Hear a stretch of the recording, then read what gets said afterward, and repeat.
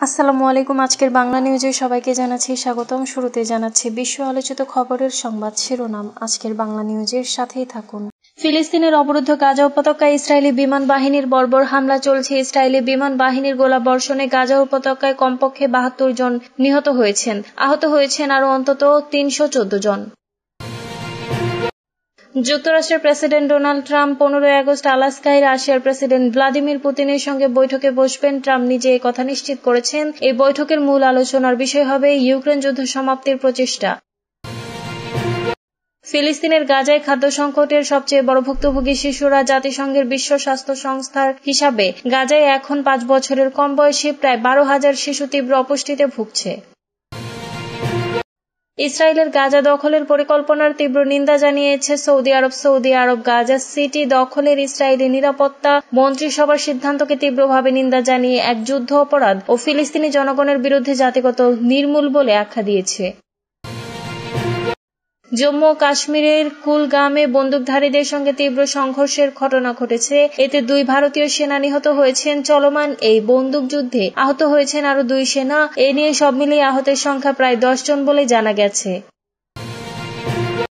আওয়ামী লীগ ও ভারতের জন্য বাংলাদেশে একটা দাঙ্গা প্রয়োজন বলে মন্তব্য করেছেন বিএনপির স্থায়ী কমিটির সদস্য গয়েশ্বর চন্দ্র রায়। তিনি বলেছেন, তাহলে রাজনৈতিক মোড়টা ঘুরতে পারে, নির্বাচন বানচাল হতে পারে। সেজন্য জাতীয় স্বার্থে সবাইকে সজাগ থাকতে হবে। এতক্ষণ শুনছিলেন বিশ্ব আলোচিত খবরের সংবাদ শিরোনাম। এবার বিস্তারিত।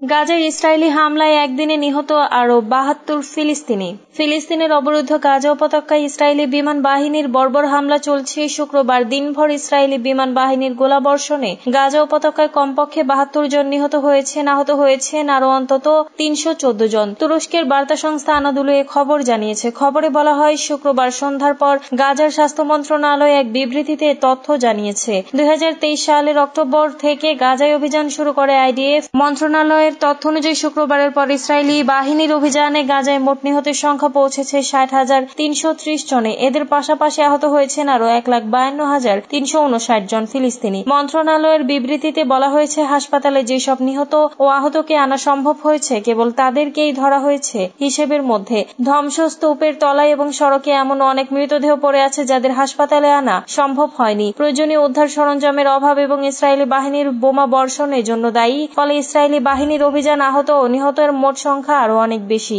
গাজায় সামরিক অভিযান চালানোর পাশাপাশি সেখানে খাদ্য ও ত্রাণ সামগ্রীর প্রবেশেও সীমিত করেছে ইসরায়েল। খাদ্য ও ত্রাণ নিতে আসা ফিলিস্তিনিদেরও নির্বিচারে গুলি করেছে ইসরায়েলি সেনারা।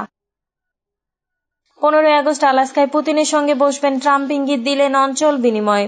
যুক্তরাষ্ট্রের প্রেসিডেন্ট ডোনাল্ড ট্রাম্প ১৫ আগস্ট আলাস্কায় রাশিয়ার প্রেসিডেন্ট ভ্লাদিমির পুতিনের সঙ্গে বৈঠকে বসবেন। ট্রাম্প নিজে একথা নিশ্চিত করেছেন। এই বৈঠকের মূল আলোচনার বিষয় হবে ইউক্রেন যুদ্ধ সমাপ্তির প্রচেষ্টা। তবে এ বিষয়ে ট্রাম্প বলেছেন, যে কোনো শান্তি চুক্তির জন্য হয়তো কিছু অঞ্চল বিনিময় করতে হবে, এমন বিতর্কিত সম্ভাবনার ইঙ্গিত দিয়েছেন ট্রাম্প। রাশিয়া ইউক্রেন যুদ্ধ বন্ধে নতুন কোনো অগ্রগতি হয়েছে কিনা সে বিষয়ে ট্রাম্প বিস্তারিত কিছু জানাননি। তবে শান্তি চুক্তির জন্য অঞ্চল বিনিময় করা প্রয়োজন হবে বলে ইঙ্গিত দিয়েছেন তিনি। ইউক্রেন ও তাদের ইউরোপীয় মিত্ররা দীর্ঘদিন ধরে এমন কোন চুক্তির বিরোধিতা করে আসছেন যে চুক্তির মাধ্যমে ক্রিমিয়া, দোনেৎস্ক, খেরসন, লুহান্স্ক ও জাপোরিজিয়ার মতো অঞ্চলগুলো রাশিয়া ছেড়ে দিতে হবে। বর্তমানে এসব অঞ্চলের নিয়ন্ত্রণ রাশিয়ার হাতে। তবে পুতিন বারবার বলে আসছেন, কোন শান্তি চুক্তি হলে ২০১৪ সাল থেকে এ পর্যন্ত রাশিয়া যেসব অঞ্চল দখলে নিয়েছে সেগুলোর মধ্য থেকে কিছু অঞ্চল ইউক্রেনকে ছেড়ে দিতে হবে। এদিকে ট্রাম্প পুতিনের বৈঠকের সম্ভাবনা নিয়ে কয়েকদিন ধরে প্রশ্ন উঠেছে। বিশেষ করে পুতিনের বিরুদ্ধে আন্তর্জাতিক অপরাধ আদালতে আইসিসি গ্রেপ্তারি পরোয়ানা জারির কারণে এ প্রশ্ন আরো জোরদার হয়েছে। আইসিসির আইনজীবীরা ইউক্রেনের যুদ্ধ অপরাধের অভিযোগে পুতিনকে গ্রেপ্তারের দাবি জানিয়েছেন। আইসিসির সদস্যভুক্ত কোনো দেশে গেলে তাকে আটক করা হতে পারে, যদিও যুক্তরাষ্ট্র এই আদালতের সদস্য নয় এবং এর কৃতিত্ব স্বীকার করে না। তীব্র অপুষ্টিতে ১২,০০০ শিশু। ফিলিস্তিনের গাজায় খাদ্য সংকটের সবচেয়ে বড় ভুক্তভোগী শিশুরা। ইসরায়েলের অবরোধের কারণে খাবার না পেয়ে শিশু মৃত্যুর সংখ্যাও বাড়ছে। জাতিসংঘের বিশ্ব স্বাস্থ্য সংস্থার হিসাবে গাজায় এখন ৫ বছরের কম বয়সী প্রায় ১২,০০০ শিশু তীব্র অপুষ্টিতে ভুগছে। আর চলতি বছরের শুরু থেকে অনাহারে মৃত্যু হয়েছে ৯৯ ফিলিস্তিনির। তাদের মধ্যে ৩৫ জনই শিশু। শিশুদের দীর্ঘস্থায়ী অপুষ্টি নিয়ে সতর্ক করে জাতিসংঘ বলেছে, গাজায় ৫ বছরের নিচের ২,৯০,০০০ শিশুর মধ্যে ৮,৭০০ শিশুকে প্রয়োজনীয় খাবার ও পুষ্টি উপকরণ সরবরাহ করা সম্ভব হবে। গত বৃহস্পতিবার সুইজারল্যান্ডের জেনেভা শহরে WHO সদর দপ্তরের মহাপরিচালক তেদ্রোস আধানোম গ্যাব্রিয়েসাসুস বলেন, জুলাই মাসে গাজায় 5 বছরের কম বয়সী প্রায় 22,000 শিশুকে শনাক্ত করা হয়েছে যারা তীব্র অপুষ্টিতে ভুগছে। এখন পর্যন্ত সংগ্রহ করা তথ্য অনুযায়ী এটি এক মাসের সর্বোচ্চ সংখ্যক শিশুর অনাহারে থাকার ঘটনা। জাতিসংঘের শিশু বিষয়ক তহবিল ইউনিসেফের হালনাগাদ তথ্য অনুযায়ী জুন মাসের চেয়ে জুলাই মাসে গাজায় অপুষ্টিতে আক্রান্ত হয়ে চিকিৎসার জন্য ভর্তি শিশুর সংখ্যা প্রায় দ্বিগুণ হয়েছে। গাজার অপুষ্টির শিকার শিশুদের জন্য গড়ে তোলা 4টি চিকিৎসা কেন্দ্র সহায়তা করছে WHO। দখলকৃত ফিলিস্তিনি ভূখণ্ড WHOর প্রতিনিধি রিক পিপারকর্ন এক ভিডিও বার্তায় বলেন, গাজায় বর্তমানে যে পরিমাণে পুষ্টিকর খাবারের সরবরাহ করা হচ্ছে তা অনাহার পরিস্থিতি আরও অবনতি ঠেকানোর জন্য একেবারে যথেষ্ট নয়। গাজায় যে খাবার সরবরাহ করা হচ্ছে সেই তালিকায় বৈচিত্র্য আনা প্রয়োজন। ইসরায়েলের গাজা দখলের পরিকল্পনার নিন্দা জানালো সৌদি আরব। ইসরায়েলের গাজা দখলের পরিকল্পনার তীব্র নিন্দা জানিয়েছে সৌদি আরব। শুক্রবার সৌদি আরব গাজা সিটি দখলের ইসরায়েলের নিরাপত্তা মন্ত্রিসভার সিদ্ধান্তকে তীব্রভাবে নিন্দা জানিয়ে একে যুদ্ধ অপরাধ ও ফিলিস্তিনি জনগণের বিরুদ্ধে জাতিগত নির্মূল বলে আখ্যা দিয়েছে। এক বিবৃতিতে সৌদি পররাষ্ট্র মন্ত্রণালয় জানায়, তারা গাজা নিয়ন্ত্রণে নেয়ার যেকোনো ইসরায়েলি পদক্ষেপকে সবচেয়ে কঠোরভাবে ও তীব্র ভাষায় নিন্দা জানায়। মন্ত্রণালয় সতর্ক করে দিয়ে বলেছে, পরিকল্পনা আন্তর্জাতিক মানবিক আইন লঙ্ঘনের সুস্পষ্ট উদাহরণ। এছাড়া ইসরায়েলের অমানবিক কার্যকলাপ যেমন অস্ত্র হিসাবে ক্ষুধাকে ব্যবহার ও গাজা অবরোধ অব্যাহত রাখা এর সমালোচনাও করেছে রিয়াদ আন্তর্জাতিক সম্প্রদায়ের বিশেষ করে জাতিসংঘ নিরাপত্তা পরিষদের ব্যর্থতায় গভীর উদ্বেগ প্রকাশ করেছে এবং বলেছে এ ধরনের নিরাপত্তা মানবিক বিপর্যয়কে আরো বাড়িয়ে দিচ্ছে ও আন্তর্জাতিক আইনগত মানদণ্ডকে দুর্বল করেছে। পররাষ্ট্র মন্ত্রণালয় আগ্রাসন বন্ধ, বেসামরিক নাগরিকদের সুরক্ষার এবং অবিলম্বে মানবিক সহায়তা পৌঁছানোর নিশ্চিত করতে দ্রুত ও কার্যকর আন্তর্জাতিক পদক্ষেপ নেওয়ার আহ্বান পুনর্ব্যক্ত করেছে।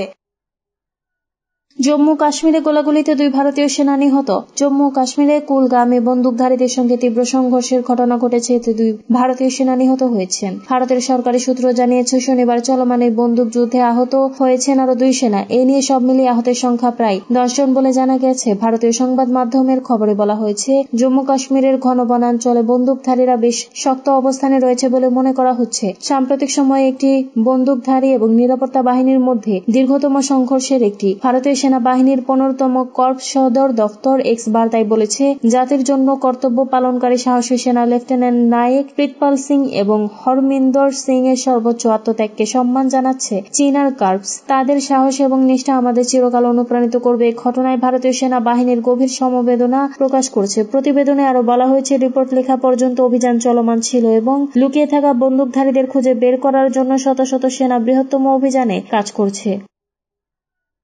আওয়ামী লীগ ও ভারতের জন্য বাংলাদেশে একটা দাঙ্গা প্রয়োজন, গয়েশ্বর চন্দ্র রায়। আওয়ামী লীগ ও ভারতের জন্য বাংলাদেশে একটা দাঙ্গা প্রয়োজন বলে মন্তব্য করেছেন বিএনপির স্থায়ী কমিটির সদস্য গয়েশ্বর চন্দ্র রায়। তিনি বলেছেন, তাহলে রাজনৈতিক মোড়টা ঘুরতে পারে, নির্বাচন বানচাল হতে পারে। শুক্রবার বিকেলে রাজধানীর জাতীয় প্রেস ক্লাব মিলনায়তনের সমাবেশে প্রধান অতিথির বক্তব্যে গয়েশ্বর চন্দ্র রায় এই কথা বলেন। গয়েশ্বর চন্দ্র রায় বলেন, শেখ মুজিব বিহারি বাঙালি দাঙ্গা লাগিয়ে বিহারি বাঙালি আলাদা করে 1970-এর নির্বাচনে নিরঙ্কুশ সংখ্যাগরিষ্ঠতা নিলেন, এই অঞ্চলের লোকদের বাঙালি বানিয়ে। এ ধরনের ঘটনা ঘটানোর পেছনে আওয়ামী লীগ অত্যন্ত পটু, দরকার হলে নিজে ঘরে আগুন লাগিয়ে দেবে। বিএনপির স্থায়ী কমিটির এই নেতা আরো বলেন, সাম্প্রদায়িকতার মাঝে একটা রাজনীতি আছে। এ ভারতবর্ষে উপমহাদেশে অনেক সাম্প্রদায়িক দাঙ্গা হয়েছে রাজনৈতিক কারণে।